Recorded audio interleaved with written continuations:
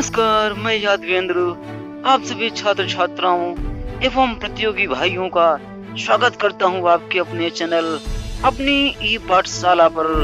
यदि आपने चैनल को सब्सक्राइब नहीं किया है तो प्लीज चैनल को सब्सक्राइब करना ना भूलें। तो आइए बढ़ते हैं आज के विषय पर।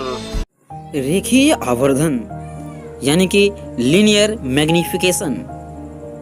रेखीय आवर्धन क्या होता है? रेखीय आवर्धन का फार्मूला क्या है? इसे हम कैसे समझें? इस प्रकार की विभिन्न बातों के साथ मैं आपके साथ हाजिर हूँ आज रेखीय आवर्धन के इस टॉपिक पर। तो आइए चर्चा करते हैं रेखीय आवर्धन के विषय में। गोलीय दर्पण के मुख्य अक्ष के लंबवत यानी कि हमारे पास कोई मिरर होना चाहिए और उसकी प्रिंसिपल एक्सिस होनी चाहिए। तो जैसे यहाँ पे हम देख सकते हैं इस फिगर में, यहाँ पे हमें एक मिरर दे रखा है MPN। ये हमारा क्या मिरर है। यहाँ पर हम देख रहे हैं ये इसकी क्या है, प्रिंसिपल एक्सिस है, मुख्य अक्ष है। तो हमसे कहा जा रहा है कि मुख्य अक्ष के लंबवत, जी हाँ, इस प्रिंसिपल एक्सिस के परपेंडिकुलर, ये हो सकता है ऊपर भी हो या फिर नीचे भी हो, ये हमारा परपेंडिकुलर है। फिर नापी गई प्रतिबिंब की लंबाई यानी कि हमारे पास जो ऑब्जेक्ट यहाँ पे दे रखी AB, इसकी जो इमेज यहाँ पे बन रही है A', B', ये क्या है, इसके प्रतिबिंब की लंबाई तथा वस्तु की जो रियल लेंथ होती है, वास्तविक लंबाई के अनुपात को रेखीय आवर्धन कहते हैं। यानी कि इसको हम इस प्रकार से भी लिख सकते हैं, रेखीय आवर्धन बराबर प्रतिबिंब की लंबाई बटे वस्तु की वास्तविक लंबाई। तो इस प्रकार से इसका फार्मूला हो जाएगा, रेखीय आवर्धन बराबर प्रतिबिंब के लंबाई बटे वस्तु की लंबाई, या इसी को हम लिख लेते हैं M=I/O, M=I/O। ये है रेखीय आवर्धन का फार्मूला। हमारे 10th के सिलेबस में केवल इतना ही हमें पढ़ना इम्पोर्टेंट है। ये फार्मूला, इसका जो डेरिवेशन है, ये हमें 12th में मिलेगा। फिर भी मैं इसे अभी बताना चाहूँगा आपको। आप 10th के विद्यार्थी हैं तभी से देखें, और 12th वाले देख रहे हैं तो उनके लिए तो ये बहुत ही इम्पोर्टेंट है। इसमें हमें भी कुछ बातों को और ध्यान देना है। जैसे जब भी हम वस्तु की लंबाई का मापन करते हैं, तो जब भी हम वस्तु की लंबाई को ऊपर की ओर मापते हैं, तो हमेशा जो हमारी साइन की वैल्यू होगी या जो भी चिन्ह होगा, चूँकि हमने पढ़ रखा है पिछली क्लास में साइन कन्वेंशन में, जब भी हम अक्ष के ऊपर मापते हैं तो हमेशा पॉजिटिव लेते हैं, और जब भी हम नीचे जाएंगे हमेशा क्या लेंगे, निगेटिव लेंगे, यानी कि ऋणात्मक लेंगे। सीधे प्रतिबिंबों के लिए आवर्धन क्षमता हमेशा धनात्मक होती है। इस पॉइंट को आप नोट कर लें अच्छे से कि जब भी हमारे पास कोई प्रतिबिंब सीधा है तो वहाँ पर हमारी जो मैग्निफिकेशन होगी, वो आवर्धन क्षमता वो क्या होगी, हमेशा पॉजिटिव होगी। और जब भी हमारा प्रतिबिंब उल्टा होगा तो आवर्धन क्षमता हमेशा निगेटिव मानी जाएगी। या ये भी हम कह सकते हैं कि प्लस होने पर प्रतिबिंब हमारा सीधा बनेगा और माइनस होने पर प्रतिबिंब हमारा उल्टा बनेगा। तो आइए अब देखते हैं इसका डेरिवेशन, किस प्रकार से इसका निगमन किया जाएगा। जी हाँ, तो सबसे पहले जैसा कि हम यहाँ पे देखेंगे, फर्स्ट यहाँ पे हमारे पास ये फिगर दे रखा है। इस फिगर में हमें कुछ बातों को अच्छे से समझना है। जैसे माना वस्तु की लंबाई AB=O। जी हाँ, हमारे पास जो वस्तु है, जी हमारी ऑब्जेक्ट AB है, इस वस्तु की जो टोटल लंबाई है वो हमारे पास क्या है, हमने इसको क्या मान लिया है, O मान लिया है। फिर इसके बाद हम देखते हैं प्रतिबिंब की लंबाई, जो हमारा प्रतिबिंब है A', B', इसको हमने क्या मान लिया है, I मान लिया है। ध्रुव से वस्तु की दूरी यानी कि P से लेकर B तक की दूरी, जी आपका यहाँ पे B पॉइंट है, ये आपका P पॉइंट, टोटल ये दूरी जैसा कि नीचे हमें यहाँ पे दिया है, ये दूरी, इसको हमने क्या मान लिया है, U। क्योंकि मिरर जब हम चिन्ह परिपाटी देखते हैं तो चिन्ह परिपाटी के हिसाब से हमारे पास जो ये साइन होगा, ये पोल P से लेफ्ट साइड में, इसलिए ये हमेशा निगेटिव लिया जाएगा, और इसीलिए यहाँ पे हमने इसकी वैल्यू -U रखी है। फिर हम देखते हैं ध्रुव से प्रतिबिंब की दूरी, यानी कि इस वाले पॉइंट से लेकर इस पोल तक की दूरी हमारे पास क्या है, V, और ये भी हमारा पोल से लेफ्ट साइड में है, इसीलिए ये भी यहाँ पे क्या है, नेगेटिव साइन के साथ में लिखा गया है। अब हम इसके बाद बढ़ते हैं, तो यहाँ पर हमने रेखीय आवर्धन का फार्मूला पढ़ रखा है। रेखीय आवर्धन m=I/O, यानी कि जो हमारा ये फार्मूला है इसको हमने मान लिया इक्वेशन नंबर 1, समीकरण नंबर 1। इसके बाद फिर हम यहाँ पे देखते हैं, हमारे पास आप इस फिगर में देखेंगे तो त्रिभुज ABP तथा त्रिभुज A'B'P समकोणिक त्रिभुज हैं। जी हाँ, फिगर में हमें ध्यान से देखना है A, B और P, यानी कि ये हमारे पास एक ट्रायंगल बन रहा है।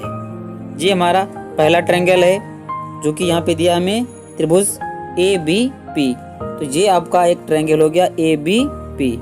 इसके बाद में हमें दूसरा ट्रायंगल A'B'P जो यहाँ से हमारा बन रहा है A'B'P, ये आपका दूसरा ट्रायंगल हो जाएगा। यानी कि यहाँ पे हम दो त्रिभुजों को देख सकते हैं। पहला आपका ये ट्रायंगल है जो ग्रीन कलर से हो गया है, ये आपका पहला ट्रायंगल है, इसको हमने पूरा कलर कर दिया समझने के लिए। एक ट्रायंगल आपका ये हो जाएगा और दूसरा ट्रायंगल आपका जो यहाँ पे आपको नीचे दिया हुआ है, ये आपका दूसरा ट्रायंगल हो जाएगा जो आपका पिंक कलर से है, गुलाबी रंग से है। इन दो ट्रायंगलों को हमें समझना है।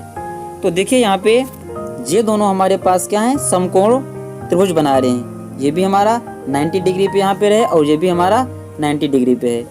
तो इसलिए यहाँ पे हमने क्या कहा, ये दोनों हमारे कैसे हैं, समकोणिक त्रिभुज हैं। अब यहाँ पे समरूप त्रिभुजों के नियम के आधार पर अगर हम देखते हैं तो हमारे पास यहाँ पर A', B' जैसा कि यहाँ पे दिया है अपान AB, तो छोटी भुजा हमारी जो प्रतिबिंब की है यहाँ पे इस जगह पे A' और B', ये अपान में हमारे पास क्या है, बड़े वाले ट्रायंगल की बड़ी भुजा AB इक्वल टू PB', यानी कि इस जगह से P और यहाँ पे हमारा क्या है B' इस जगह पे, तो ये हमारी छोटी दूरी PB' अपान क्या हो जाएगा P से B, टोटल यहाँ से लेकर यहाँ तक की दूरी। तो ये शायद आप कुछ समझ गए होंगे। एक बार फिर से इसको हम देख लेते हैं। A', B', जी हाँ A', B', यानी कि ये दूरी A' और B', ये अपान AB, ये चीज़ इक्वल, ये किसके इक्वल होगा, PB', ये आपकी लेंथ है PB' अपान PB', यहाँ से यहाँ तक की टोटल लेंथ हमारे पास। और इसको मान लेंगे इक्वेशन नंबर 2, इसको हमने क्या माना था, इक्वेशन नंबर 1। इक्वेशन नंबर 1 और 2 से, यानी कि समीकरण 1 और 2 से, समीकरण 1 और 2 से हम क्या देखते हैं कि हमारे पास इस प्रकार की इक्वेशन यहाँ पे मिल जाती है। क्योंकि इक्वेशन नंबर 1 ये आपकी, इक्वेशन नंबर 2 आपकी, इन दोनों को अगर हम देखते हैं तो I/O किसके इक्वल है, M के इक्वल है। I/O किसके इक्वल है, M के इक्वल है। और रियल में हम चर्चा करें I/O, तो I हमारा क्या है, इमेज है, यानी कि ये चीज़ A', B', तो यहाँ पे A', B' को हम क्या लिख सकते हैं, I, इसीलिए यहाँ पे हमने क्या लिखा, इसको I लिखा यहाँ पे अपान AB हमारी क्या ऑब्जेक्ट है, और ऑब्जेक्ट को हम किससे लिखते हैं, O से। ये देखिए जैसे हमने यहाँ पे माना था, इसलिए यहाँ पे क्या लिखा गया, ये O लिखा गया है। इक्वल PB', यहाँ से P और B' है, तो PB' हमारा क्या है, PB' ध्रुव से प्रतिबिंब की दूरी -v, ये हमने पहले मानी थी, इसलिए यहाँ पे क्या लिखा गया, -v। और लास्ट में हमारा क्या दिया है, यहाँ पर PB, और PB क्या है, वस्तु से लेकर ध्रुव तक की दूरी, जो कि यहाँ पर हमने मानी थी -u, इसलिए यहाँ पे लिखा है -u। तो इसको फिर से देख लेते हैं। A', B' जो हमारे पास, इसको हमने क्या माना, I मान लिया। यहाँ पर AB है, इसको हमने क्या मान लिया, U, जैसा कि यहाँ पे हमने ऑलरेडी पहले ही मान रखा। देखिए इस जगह पे जो भी हमने माना है, इन्हीं सभी को हमने यहाँ पे जो ये वैल्यू हमने यहाँ पे सपोज की थी, मानी थी, वही सारी की सारी वैल्यू यहाँ पे क्या है, पुट कर दी गई हैं।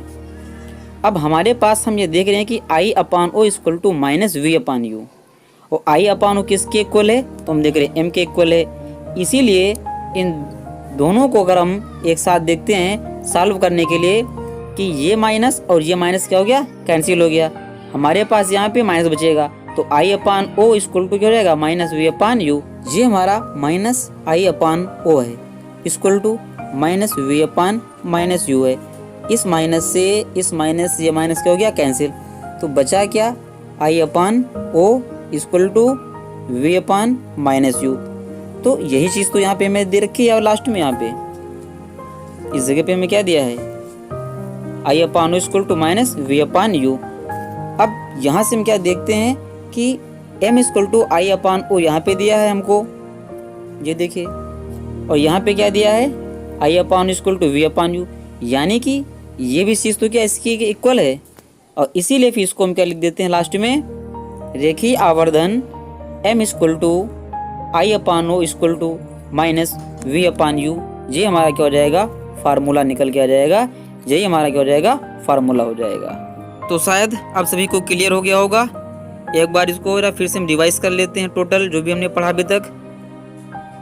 देखिए फर्स्ट हमने क्या माना, हमारे पास यहाँ पे क्या है, मिरर दे रखा है। इस मिरर में हमारे पास ए बी क्या है, ऑब्जेक्ट है। ए डैश बी डैश क्या है, इस ऑब्जेक्ट की हमारे पास यहाँ पे इमेज है।